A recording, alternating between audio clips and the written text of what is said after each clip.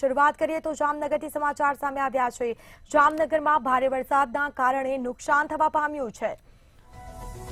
આ સાથે જ વરસાદે તારાજી સર્જી છે। જિલ્લામાં લાખો હેક્ટરના વાવેતરને નુકસાન થયું છે। ખેડૂતોનો ઊભો પાક બળી ગયો છે। પાકને મોટા પાયે નુકસાન થયું। ઠેબા ગામના ખેડૂતોએ વળતરની માંગ કરી છે। વીમા કંપનીઓ વીમો આપવામાં આનાકાની કરી રહી છે તેવું ખેડૂતો દ્વારા જાણવા મળ્યું છે। કપાસ અને મગફળીનો પાક ખરાબ થઈ ગયો છે। તમામ જે પાક છે તેને નુકસાન પહોંચ્યું। ખેડૂતોનો ઊભો પાક બળી ગયો છે। આ સાથે ઠેબા ગામના ખેડૂતોએ વળતરની પણ માંગ કરી છે। તો સરકાર વળતર આપે તેવી ખેડૂતોએ માંગ કરી, જેના સીધા દ્રશ્યો સામે આવ્યા છે।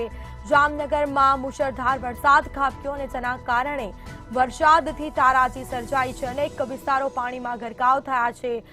લોકોનું જનજીવન પ્રભાવિત થઈ ઉઠ્યું છે। બીજી તરફ ખેડૂતો પણ મુશ્કેલીમાં મુકાયા છે। ખેડૂતોને નુકસાની વેઠવાનો વારો આવ્યો છે। તો કપાસ અને મગફળીનો પાક પણ ખરાબ થયો છે। જિલ્લામાં લાખો હેક્ટરના વાવેતરને નુકસાન થયું છે। ખેડૂતોને રાતા પાણીએ રડવાનો વારો આવ્યો, જેમાં ખેડૂતોનો ઊભો પાક પણ ધોવાઈ ગયો છે। સમગ્ર પાકને નુકસાન પહોંચ્યું।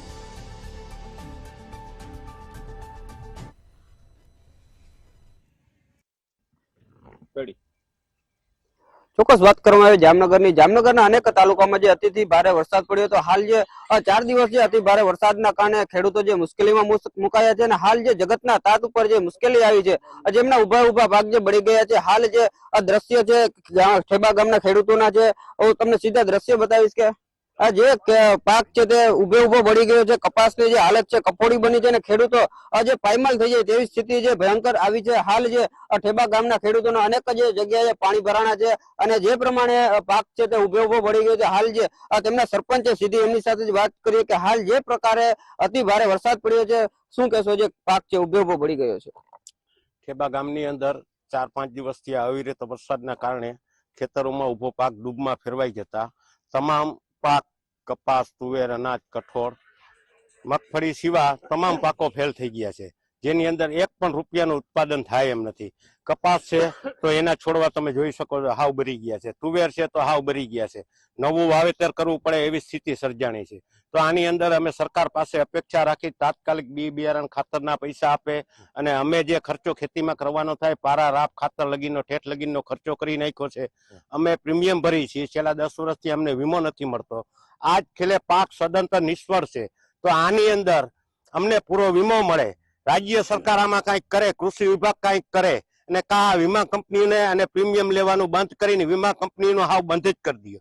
આ પૈસા લઈ જાય ખેડૂતોને કોણ ખાઈ જાય છે? અમને આનો જવાબ આપો, કા અમને વીમો આપો। એક જ અમારી માંગ, જેમ મત માંગવા આવો છો એમ ખેડૂતની વાડીએ જઈને ઘરે જોવા આવો ખેડૂતની હાલત કેવી છે। એટલે આ પોલિટિશિયન ને હું કોંગ્રેસ ભાજપ કે કાંઈ કરતો નથી, પણ ખેડૂતની વેદના જાણવા તમે ગામડામાં આવી અને જુઓ એની કેવી હાલત છે। જેમ મત માંગવાની મજા આવે એમ છે એમ ખેડૂતના આહુણા લોહવાનો ટાઈમ છે। તમે આવીને જુઓ અને વીમો દેવરાવો અને બિયારણ ખાતરના દેવરાવો। આજ ખેડૂતને વ્યથા પડી છે, તમને પણ સમય આવશે તેથી કહેશું જો આમાં ધ્યાન નહીં દે તો। જય હિન્દ। જે પ્રકારે નુકસાનીની વાત કરવામાં કેવડી નુકસાની હશે ને કેટલા જે વીઘાની નુકસાની હશે? નુકસાનીનો તો સાહેબ આમાં કોઈ આંક જ નથી અને ખેડૂતને એવડા ખર્ચા કર્યા છે, આમાં કોઈ આંક જ નથી। નુકસાની કેટલા કરોડની આવે ને એ જ આમાં કોઈ માપ નથી। હવે સરકાર પાસે એ અપીલ છે કે આને કઈ વીમાની સહાય આપે। વીમો દર વર્ષે સરકાર લે જ છે, કોંગ્રેસની સરકાર હોય કે ભાજપની સરકાર હોય, કોઈ વીમો મુકતો નથી। તો સરકારને ક્યાં એના ખિસ્સાના પૈસા આપવા છે? મોદી સાહેબને એના ખિસ્સાના પૈસા જ નથી આપવા, વીમા કંપનીને આપવા તો વીમા કંપનીને કહી તો હકે ને મોદી સાહેબ કે ભાઈ તમે સર્વે કરો ને વીમા કંપની કે ખેડૂતને વીમો તમને ભરે છે તો વીમો આપો। સદંતર પાક 100% નિષ્ફળ છે તો એને આપવો જોઈએ ને, એ તો કઈ સરકાર કરતી નથી। બસ જે પ્રકારે મગફળી અને કપાસની વાવેતર વધારે હોય છે, આ શું કહેતો કેટલા વીઘાનું અંદાજિત નુકસાન હશે? આપણે તુવેર 10 વીઘાની છે તો એ પણ ફેલ છે સાવ, અને એ મરચી, કપાસ ટોટલી આઈટમ ફેલ છે, મગફળી સિવાય બધી આઈટમ। તો એના વિશે કોઈ વીમા કંપનીનું તમારે વિચારવાનું છે। જે પ્રકારે વાત કરી ઠેબા ગામના ખેડૂતોની, જે પ્રકારે જે નુકસાની છે જગતના તાત ઉપર, જે આફત છે, કારણ કે જે અતિ ભારે વરસાદ પડવાના કારણે જે ઉભા પાક છે તે બળી ગયા છે અને હાલ મગફળી અને કપાસનું વાવેતર જે આ વર્ષે વધારે હોય, પરંતુ ક્યાંક ને ક્યાંક જે તમામ ખેડૂતોના પાક જે નુકસાનમાં મુકાયા છે અને હાલ તમામ પ્રકારના જે ખેડૂતોના ખેતરો પણ ધોવાઈ ગયા છે. સાગર સંઘાણી, મંતવ્ય ન્યૂઝ.